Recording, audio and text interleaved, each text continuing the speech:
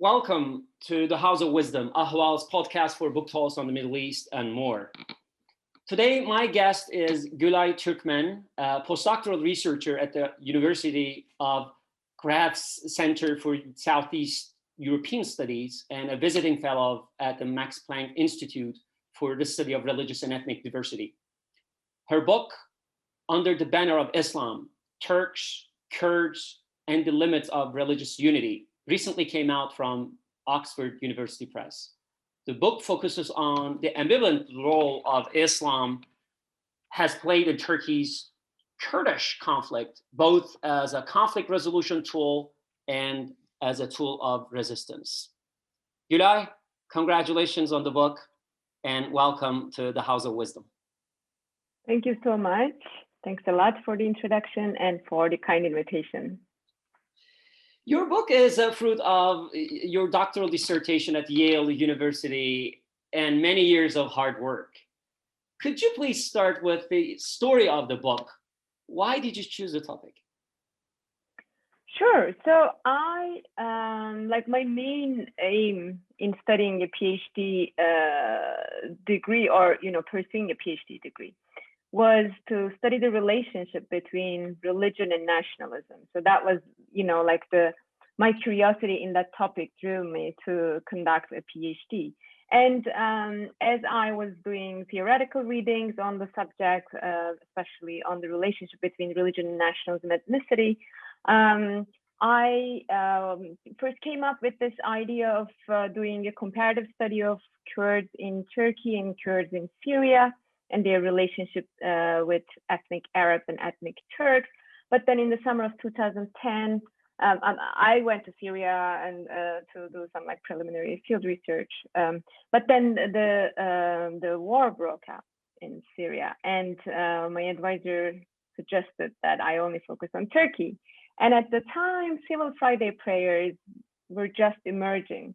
And I thought this is a fantastic case study because it actually provides me with an empirical investigation of this relationship between ethnicity and religion.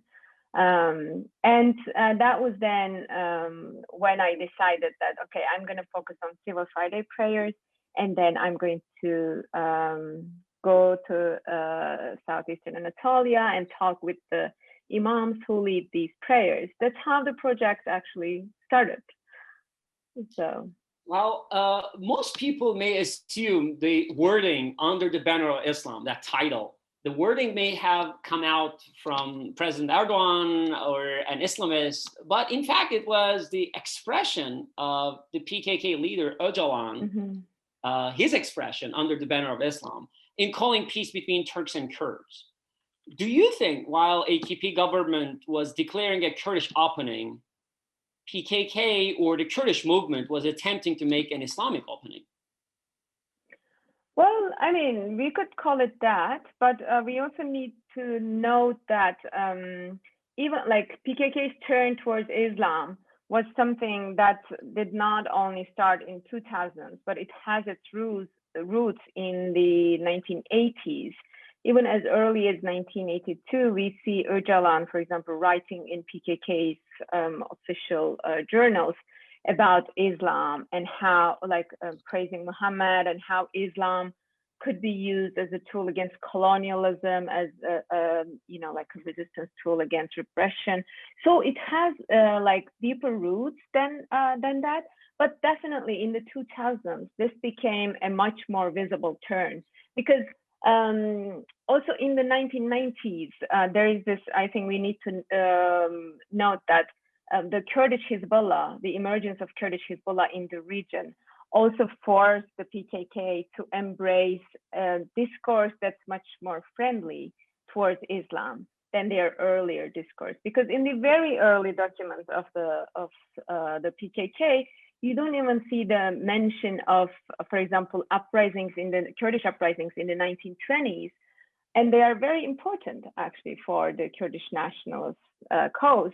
But because they were led by sheikhs, mostly Naqshbandi sheikhs, who were quite pious, they were left out for a while from the official discourse of the PKK. And then starting in 80s and then in the 90s, as I said, with the emergence of Hezbollah and the PKK's attempt to situate itself as the real defender of Islam, juxtaposing itself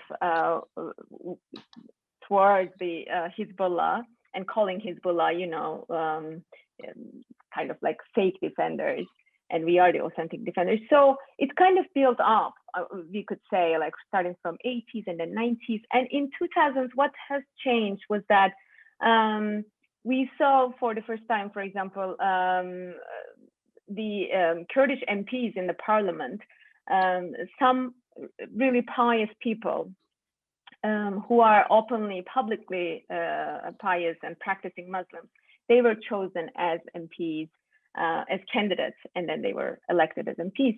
And we also saw in 2014, right after Öcalan said this under the banner of Islam, he said this in a letter that he sent to the Nowruz celebrations in Diyarbakir in 2013. And in 2014, we see the organization of 2 democratic Islam congresses by the Kurdish movement.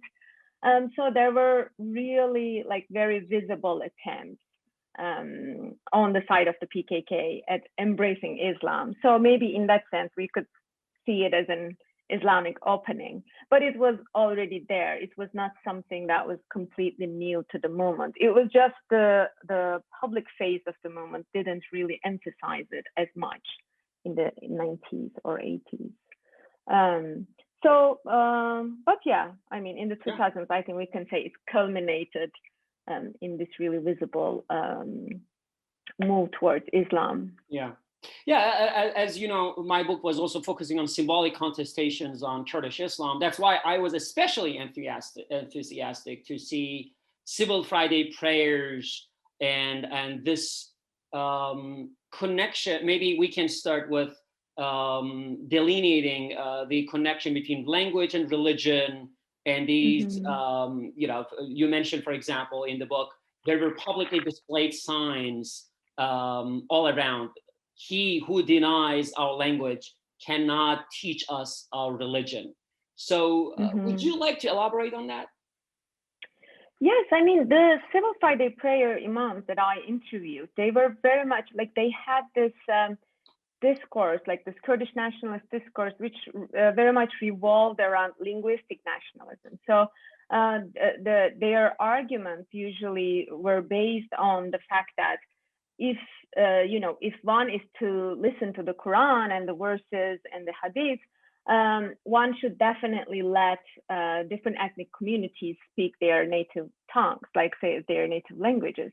So, and in that sense, their main emphasis was usually on how the Quran actually lets these different ethnic communities speak their own languages, and how the government at the time was going against the Quran by not allowing them to have Kurdish sermons, for example, especially the Friday sermons was a big issue, of course. And they said that, if the government or those who are in charge, if they really claim that they are Muslims, they should let us have sermons in Kurdish, because most of our jamaats, like all the people who come to the prayers, most of them, the majority of them are Kurdish. We are Kurdish. Why are we not allowed to talk to our jamaat in Kurdish?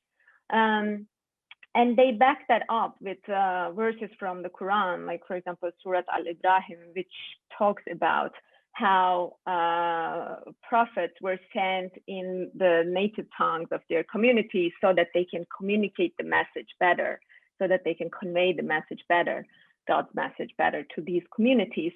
So, so they really came up with these proofs from the Quran to back up their argument. And they were like, if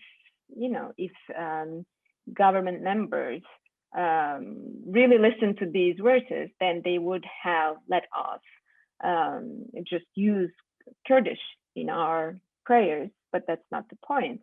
So that's why language was a really vital component of this whole Civil Friday prayers, the whole debate surrounding Civil Friday prayers. Yeah, and Civil Friday prayers were also public protests, as masses were protesting against state-appointed imam or against Diyanet, Turkish Directorate of Religious Affairs. So in this sense, do you see any similarity with leftist religious movements, like liberation theology in Latin America? Mm-hmm. Mm-hmm. Well, yeah, I mean, there are similarities, definitely. I mean, I think we could see the similarity, for example, in terms of like highlighting how religion should be kind of supporting those in need, like those who are repressed, and religion should not be a repression tool, but rather a resistance tool towards all these who are deprived of. So the liberation theology was more like it was putting more emphasis on this like material deprivation, on poverty, right? But then in the case of the Kurdish imams, they were mostly focusing on this like deprivation of like linguistic rights, cultural rights, and more like a cultural repression rather than you know, like a poverty discourse.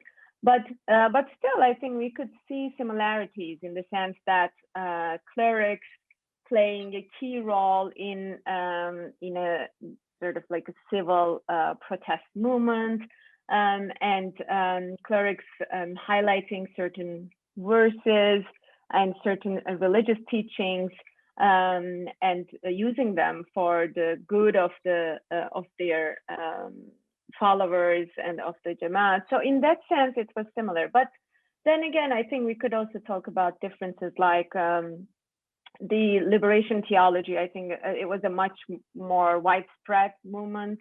So it was kind of prevalent all along different Latin American countries.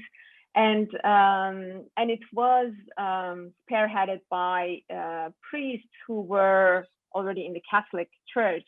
Whereas in the case of Civil Friday prayers, these imams were usually retired Diyanet imams, or they were not Diyanet imams at all. So the main difference is that, of course, in the liberation theology, we see the Catholic Church as this official institution, whereas in Islam and in Turkish and Kurdish Islam, there is a lack of such an institution. But then there is Diyanet, which is the Presidency of Religious Affairs, which we could see like on a par with the Catholic Church, of course, not at the same scale. And these imams,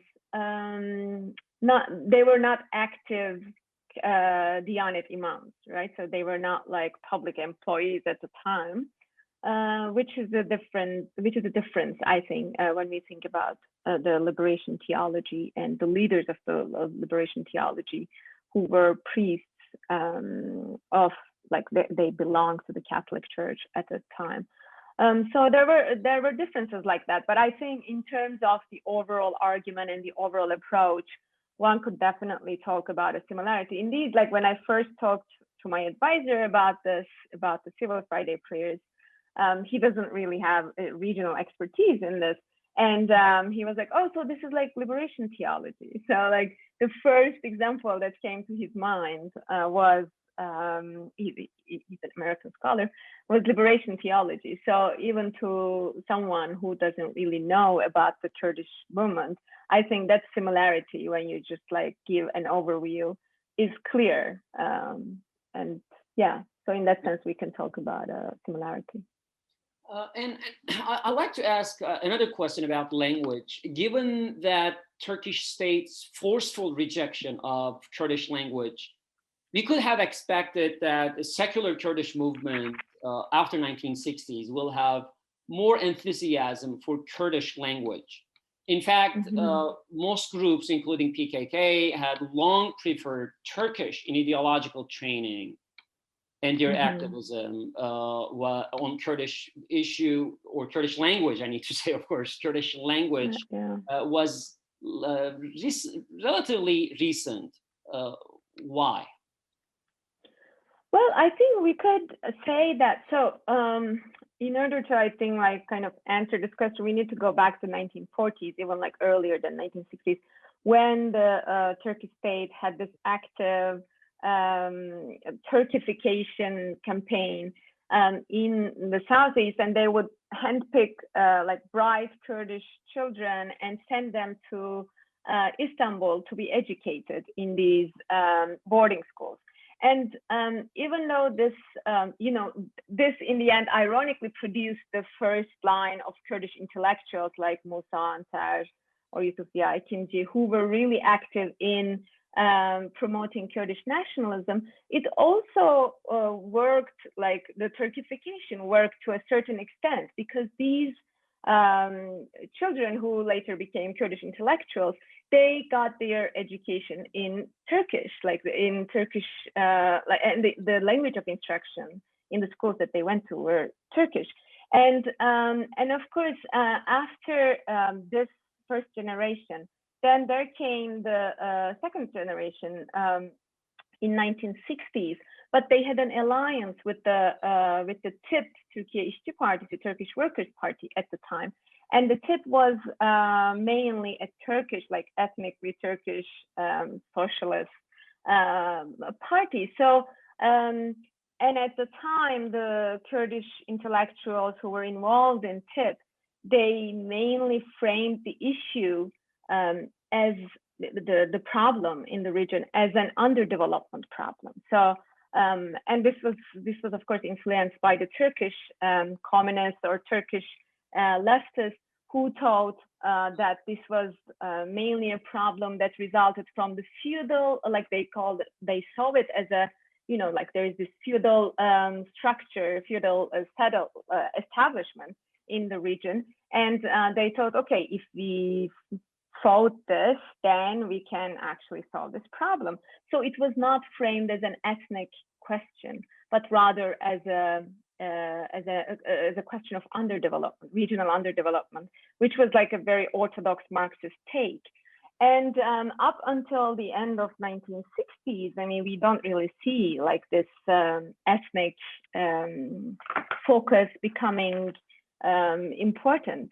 And usually when like if you look at the intellectuals in that period, they embraced like the TIP discourse.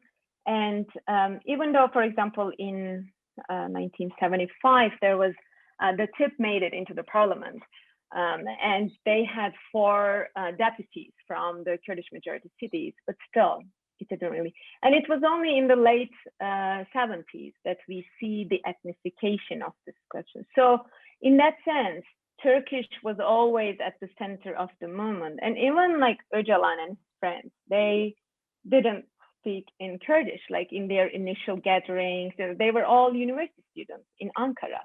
And in that sense, Turkish, like the Turkification attempt of the government, the state, let's say, not the government, because this like spans almost 3 decades. It was, I think, successful to a certain extent. And even though at the base, like the Kurdish base, of course, the Kurdish language was still strong, but the Kurdish nationalist movement was not led by, this electoral base, but rather the intellectuals or students or Right. So student leaders. Yeah. Yeah, you conducted many interviews with diverse background of religious elites, including state-appointed Kurdish and Turkish imams, local Kurdish meles who are graduates of traditional madrasas, heads of religious NGOs, and members of religious orders and pious politicians, a lot of people.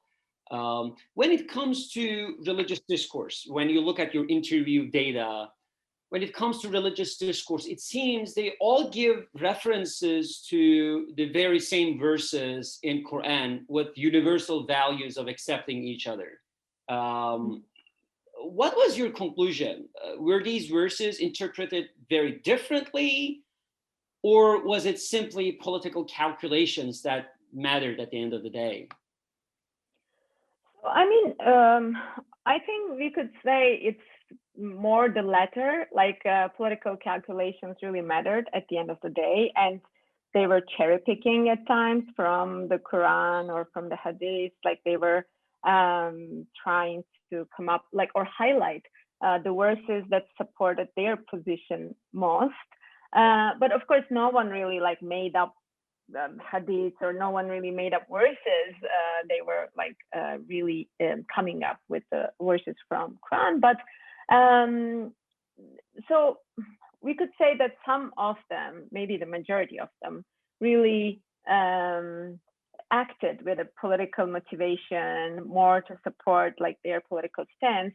But that doesn't really, like, it is not valid for everyone, or every interview that I conducted, because there were, for example, people who would support, so for example, there were Diyanet imams who supported Civil Friday prayers because they thought, you know, yes, like these, the arguments that these imams are making are right. Like if you look at it from an Islamic perspective, the teachings in the Quran or the Hadith. And also, for example, among the Turkish Muslims that I interviewed, there were a few who said, okay, you know, like we come from Muslim circles in Turkey, like Turkish Muslim circles. And for a long time, when we supported the rights of, for example, when we supported Palestinian cause, or when we supported Bosnia and the Bosnians, we were always like kind of backed up by our friends. But the moment we started supporting Kurds, then our friends started criticizing us, and they called us Kurdophiles, Kurd lovers, like with a negative connotation, Kürtçü. And these people, for example, like it was not really, they weren't really acting with like political strategy, or, you know, they weren't trying to really strengthen their political stance, or they weren't cherry picking according to their ideology. They really thought that, you know, like as a Muslim, as a practicing Muslim, someone who believes in the teachings of Islam, that they should just support these demands because it is in accordance with what the Quran says. So yes, I think we can say that politics and ideology were really important for some, but for some it wasn't, and they were kind of really, they really believed in this, in the arguments that they put forward. Let's come to your first chapter. We have covered some of the big picture items. You use green Kemalism, a phrase coined by one of your respondents, actually, to express secular Kurds' criticism of the AKP. Would you agree that Erdogan's AKP was attracting remarkable Kurdish votes in the initial years because it was seen as a force of periphery against the center? And as AKP has become the Turkish state itself, Kurds have become disenchanted from Erdogan. Would you agree with that? Well, yes, there's that. And there, I mean, there's definitely that. And then because they saw the state as a secular entity, and they saw, not all of them, of course, but they saw the secular policies of the state causing their own problems. So with the AKP coming into power, the Muslims in the region, Kurdish Muslims in the region, thought, okay, so maybe if the AKP implements policies that are not in line with the earlier secular policies, secular nationalist policies, then there might be a chance for a peaceful coexistence. And the main source for this type of thinking comes from their belief in the in a kind of like a nostalgic take on the Ottoman Empire, because they think that Kurds and Turks had this much more peaceful coexistence under Ottoman Empire, and it is with the establishment of the secular republic that these problems emerged, and then it got even worse. So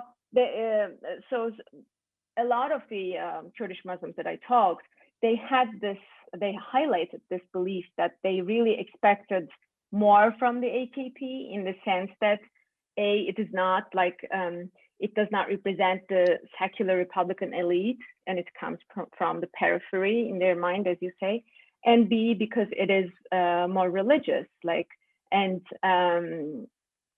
they thought that it would act according to the Quran, or at least try to implement policies that were in line with the Quran. So,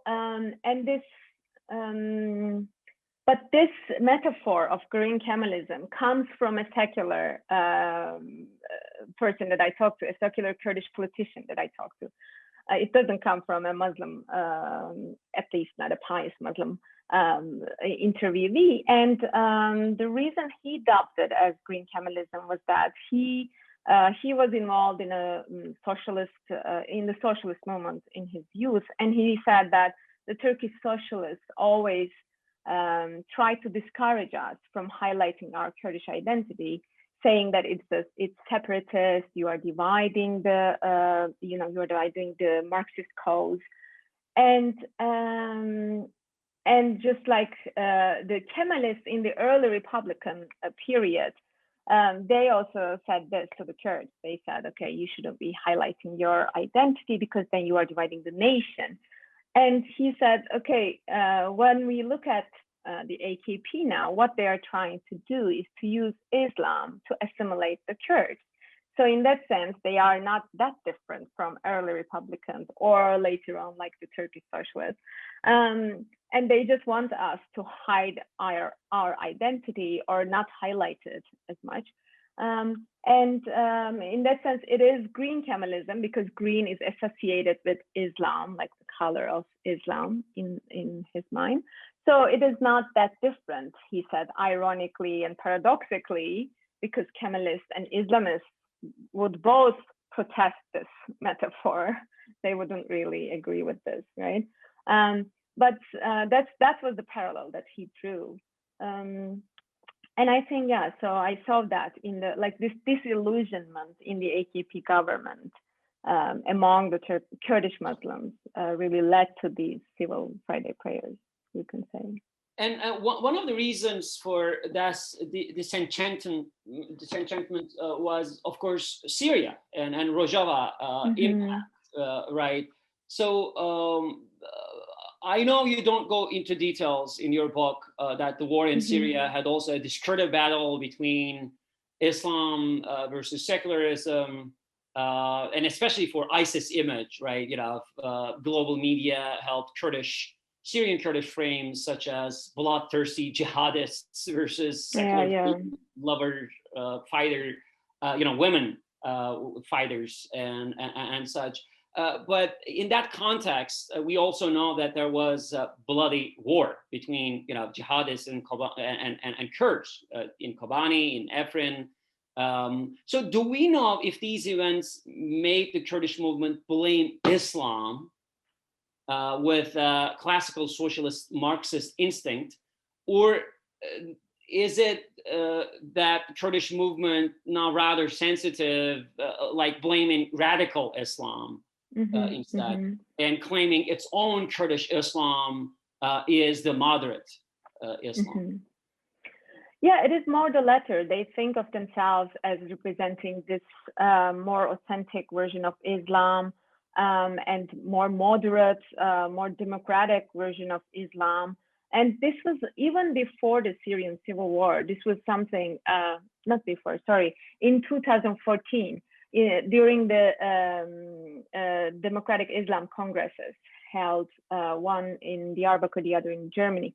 There was talk about how Al-Qaeda and Al-Nusra, for example, were really distorting Islamic teachings. And these were like Kurdish imams or Kurdish theologians talking about this and making this comparison between their take on Islam versus Al-Qaeda, Al-Nusra, and how they are really not, like they are distorting the teachings of Islam, like theirs is not real Islam. And then this continued on, and with ISIS, especially in the Kobane, the clashes in Kobane, rather than criticizing Islam per se, they were criticizing ISIS take, an ISIS version of Islam, and they were seeing themselves more as like true representatives of Islam, and even among the when you look at the debates among the more secular Marxist socialist groups or cliques in the movement, you can see that they kind of like come up with this like understanding of laicite, and they promise that they will provide a space for everyone, like Muslims and non-Muslims, and because there are also like non-Muslims in the northern Syrian region. So they were like kind of seeing themselves as a guarantee of religious freedom. And in that sense, they saw themselves as also, you know, like promoting this much more moderate Islam, even if they are like, even those who are not practicing Muslims, themselves as responsible for opening a space for such a version of Islam. So I think in that sense, we could say that they were not necessarily attacking Islam after these clashes between ISIS and Kurds.